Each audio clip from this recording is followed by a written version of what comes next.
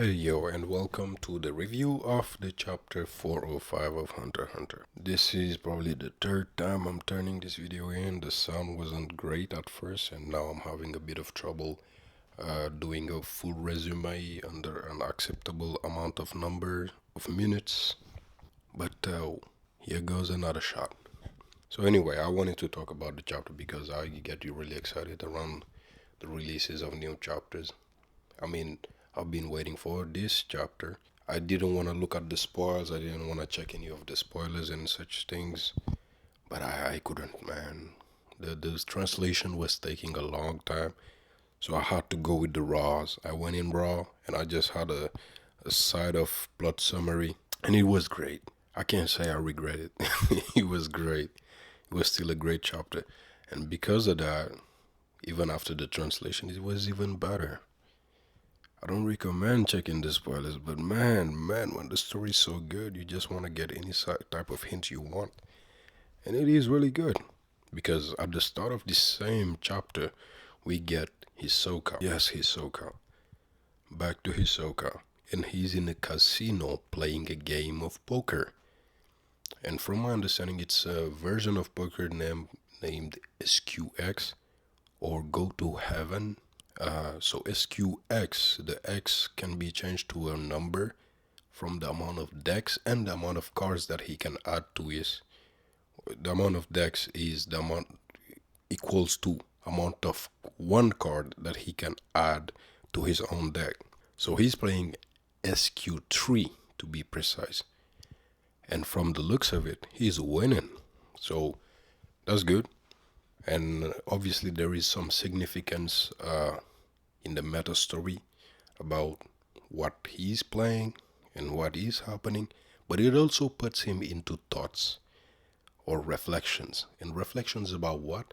Reflections about his desires or his wants or what he wants. What makes him go swing. You know what I mean? Well, as he goes about what makes him go swing, he realizes, or he just says that he's vanilla. He's a simple man. He's a normal guy. He's an average Joe. He's a normal fella. He likes it regular, missionary.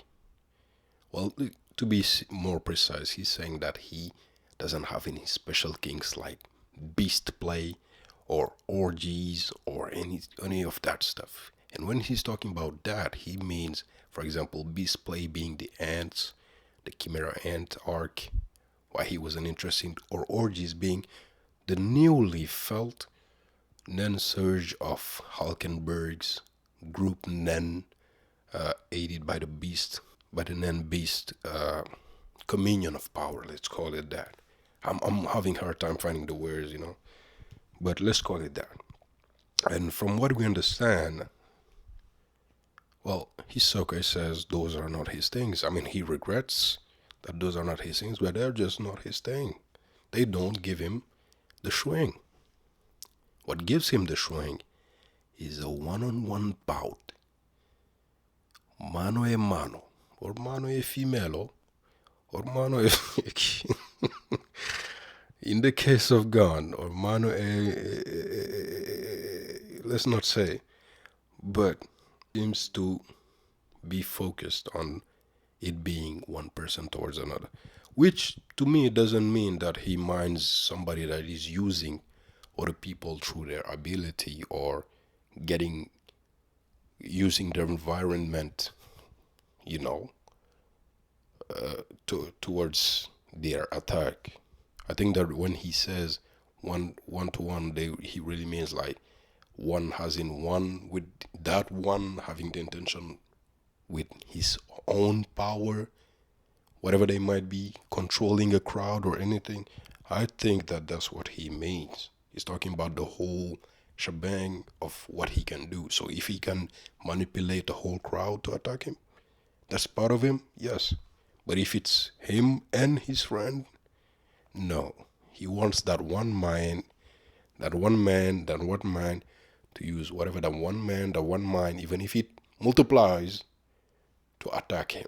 Not for it to be him and an ally or him and something else that comes through. If you know what I mean, it's a bit nuanced, but I think I get what he means. At least I think that's the part of it I understand. Well, anyway, he concludes that, well, that's it, but he wouldn't mind playing with himself. As he says that, we notice there is another Hisoka. Huh? Another one. Why would that be the case? Well, happens to be the Hisoka we saw back in a couple of chapters, the one that was sent up. So the one we were just following is the real one because we heard what he was thinking, and that was Hisoka, right? But the other one, no, the other one was hiding and actually telling him. So when Hisoka said, "I don't mind playing with myself," he used actually the music note emoji, which I don't know if that helps, but now I have to think about it. Was that really Hisoka realizing he's being followed? Or was that more like a contextual, or was that more like a legit question about how he feels the next step, or what he would do if he doesn't have what he want, and just the author Tagashi just puts in let's say meta contextual irony of him talking about that and him getting told by himself. Anyway, what I'm trying to say is I'm not sure if it's in story or meta historical. You know what I mean? But from there, we now follow the new Isoka, the other Isoka, the Isoka in Black Soka. So from following Black Soka, we learn that Black Soka is, well, he's a bit surprised to find Hisoka. He might think he might be a fake too. He's not sure, but he's thinking, what? Let me switch up to the other side of the planet. And that's when we learn that this Black Soka happens to be Bonolenov from the Phantom Troop. And through a whole flashback, he goes through Krollo's plan that uses his ability that we talked about a bunch some time ago, about him transforming into a Hisoka and walking around where the mafia hangs out. Because the mafia doesn't like the feeling of the Phantom Troop just being able to walk all around looking for something they're looking for and the mafia not doing anything. They don't want the conflict, but they don't want to look like bitches. So for that reason, the moment they would find Hisoka, they would prefer to send him somewhere different, like in the better tiers, tier 1, tier 2, all that, than to let him hang out and the Phantom Troop just picking a fight in there. At the same time, it just gives them a bit more power and they feel more like promoters of the fight after a certain point because they're like, yeah, we got the floor master up there. You want the fight? We can get it to you. They feel more respected. It feels more, and it feels more. I understand what he means. Like they would feel more a proper institution, you know. Well, anyway, he talked about that, and let's Bonolenov know that what he should do in the case of finding the real Hisoka is transform into something else and wait for Krollo in case Krollo wants to attack. He'll decide. And Bonolenov don't mind because honestly, his ability can't deal with Hisoka. The moment he start turning around, he's getting gummed up. And that wouldn't be good for him. So he does that. And while that, he's thinking about, I might have made a mistake down there with the ZU. Because he's thinking about that moment with the ZU and when Lynch showed up to punch him. Because at that moment, his body did talk about the truth and said he's an imposter. But luckily, he knocked out Lynch by reflex. But he was thinking, oh, the words did come out of my mouth. The other guy heard it. But from his answer, he realized, I thought you heard me. But if we go back in that chapter, the funny thing is, he says it and says something else, and it gives it a whole different vibe. Just go back to the chapter and read that one and read this one. You realize that what he said is actually this. It was not like a threatful, you heard me, answer me instead of me answering you. I'm the one asking questions. I think that's what he said and all that. But that was why he said it. So he then knocks out Zakuro and transforms into him and wakes up Lynch. But when he wakes up Lynch, the news are not good, man. She wants blood because she thinks it might be Haley or the Phantom Troop. Whichever one it is, you can be doing this to me. So fuck you. Because Lynch then thinks they have to kill him. Or whoever else it might be. And he says, damn, that's too bad. And then Lynch died. Yes, she died. Yeah, to most people is whatever, but man, I really like the character because she felt like a spiritual successor to Pakunoda through the ability and through the look. But she really died, and then he transformed into her and woke up Zakuro, pretending to be her. I mean, even if you check back on the way they wake up, quote unquote, you can see the difference in personality.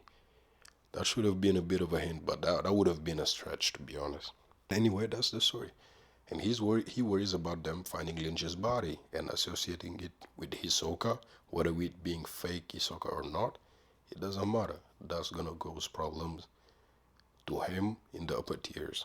He realizes that Krollo hid this whole plan or this whole realization about Hisoka's status to the others because he really wants Hisoka for himself. And from there, Banal talks a bit about how he feels that maybe Krollo isn't doing so well, and he knows he isn't doing so well, and everybody knows he isn't doing so well. But Krollo knows that everybody knows, so he hides it, and everybody hide it, and it becomes a vicious circle. Is what he says because he's hiding it. They have to pretend he's hiding all that. And he doesn't like how he has to hide that he's feeling really bad from the death of his friends, and that's the thing. He's also thinking about the fact that he left the number 9 seats of the Phantom Truth open, and he's also thinking that Krollo is talking about maybe the treasure that they were talking about when they came to the boat was actually an ability that he can put in his page so that he can take care of Hisoka, which is interesting. But anyway, they go from there and we switch to Krollo actually walking in the crowd, and in the back, in the big ass screen, there is a man with a mole and another mole, a mole to the nose and a mole to the mouth. But the other one is more like a beauty grain. Yeah, I think that's what they call it. Well, that man, if you look closely, is actually or seems to be the same man that was roaming around Meteor City looking for victims, let's say, and might be the one that committed atrocities on Sarasa. But Krollo doesn't turn around, he just walks away. And they talk about the man as somebody who seems to be important within Kakin, but also who seem to even have some sort of organization for the kids. But the crowd doesn't seem to be thinking he was all that clean. They said, authorities hiding things about this whole situation. Wasn't there a certain layer of hiding going on there? And Krollo just doesn't care. He goes his way. But obviously, the whole talk about the ability already put my mind into one of the princes, Camilla. I have to put that out there. I don't want to make these things too long, but ideas flow, you know. We cut from there and we follow now Nobunaga, who's in the Chaw lookout, let's say. And he finds there Kenny Lee and Zhao, I think. Well, one of the bosses of Chaw. He talks about Haley there. He says, is Haley here since a long time? Because what he's trying to convey is that their actions don't seem mafia-like, and they might also be wanting to attack everybody than just the mafia. And don't you have like precedents of their actions so you can tell us how they are? And they talk about how it's a new organization, but we don't know much about the new one because she was part of the royal family, but one of the ones that get slashed in the face, so non-official, and that usually by tradition get but in a good position in the underworld. And how's that's going on? Kenny seems a bit odd, because the other Char guy seems to be listening and thinking, "Whoa, this problem might be bigger than I thought." But Kenny seems more reflective, and I'm not just talking about this guy's glasses. He just seems more reflective. And when Nobunaga asks question, he's talking about, "Oh, I don't know Morena like that." But after a while, after Jao says, I see, you guys might be onto something because of how they have this whole killing thing to gain more power and all that process. I think I have to show you something. And some people have said, from what I've read, that he's actually giving them passage to the upper tiers when he opens that door. But I don't know what's behind that door, because it had things looking surprised, had Phaeton looking a bit, well, his form of surprise, and had Nobunaga looking, But anyway, that's what he does. But Kenny was talking about, Morena, they might be closer to you than you think. Are you gonna play your Joker? Which seems a little bit too much for somebody who don't know about somebody else. That's all I'm saying. It felt like too much of a reaction for somebody who doesn't seem to know about somebody else. But I'm gonna let it slide. But that's how I saw it, and that's fair enough. And from there, we switch up, obviously, to who I would call Morena herself. Actually shows up in the chapter.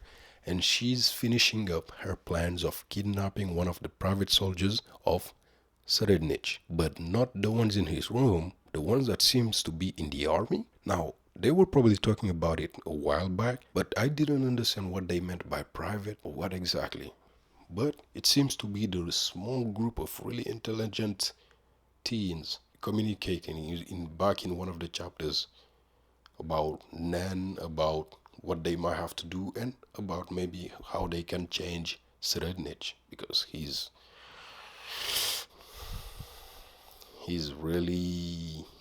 a case, man. He's a casework. That group seems to be one of their main targets, if not the main target. Well, Marina is talking about that too, dog man. The dog, the man, dog man. That guy, I was expecting all types of abilities from him. It seems like he's a sniffer. He's got a sniffing ability to sniff. He's trying to sniff out Nen. So he can sniff out your Nen type within 5 meters. You hear that? And he can sniff out how good you are at Nen within 2 meters. And don't even get me started on when he sniffs out your head. He's gonna know everything he needs to know about you, apparently. And he's talking about, well, beyond finding them, what else? And Sodom, which if you check back on the chapters, you realize this was all actually written, was the one that would be doing, let's say, the kidnapping. Let's call it such, because that's probably what she's gonna be. Because one of the other members of the Haley is talking about how are they gonna convince them, and they say, maybe it's not gonna be convincing. Maybe it's gonna be something more akin to manipulating, something of the sort. If we remember, Sodom is a manipulator, and he's talking about his ability works best when Pulnant doesn't know none. So they are getting ready. I mean, Dogman is level 62 now, and they're talking about, what about the others? The others were the one that were fighting Pigeon Man, aka Heinrich, aka Young Giorno. Those guys also, they were getting so many points, and they felt really powerful, 50 something, and they were looking powerful. And one of them had this cool jacket on. The flow was tight. I'm not gonna lie, I can't lie, the flow was tight. From Morena, I think that's pretty much it. But the thing is, the chapter makes so many nice. I don't know if it's just because it's been a long time since I read the other one, but it's like such nice echoes to that other one, because the kids they're talking about are getting ready, and they want to do this during Alkenberg's wake on their way to the third tier. And when they talk about kids, I'm thinking those kids were looking for a strategy for what might happen, that it might even happen. They are really good at detection. Let's call it that. They were smart and they are ready. But Nobunaga also that's the thing. I need to go back to that, because Nobunaga lets us know that from how he saw the Haley operate, they seem to operate like them, as in the chief gives orders, but then the details gets worked out in between the other members down the line. So there is a certain level of freedom. That's why Looney was able to do what he did, even though he was kind of stupid. But then when they got in the room, He saw there was so much organization to a certain extent, but he saw all that. He felt those similarities between the groups. That's why he's getting a bit worked up about it than the rest. But I think that's a good place to stop it. Yeah, pretty fire chapter. And honestly, the chapter feels like feels hot. Feels really hot, but it also feels like the tip of a fuse. You know what I mean? It just got lit up. That's what it feels like because I feel like the next chapter is a turn of page to chaos, explosion, death, and great content. And I'm looking forward to it. So I think that would be it. Thanks for the watch.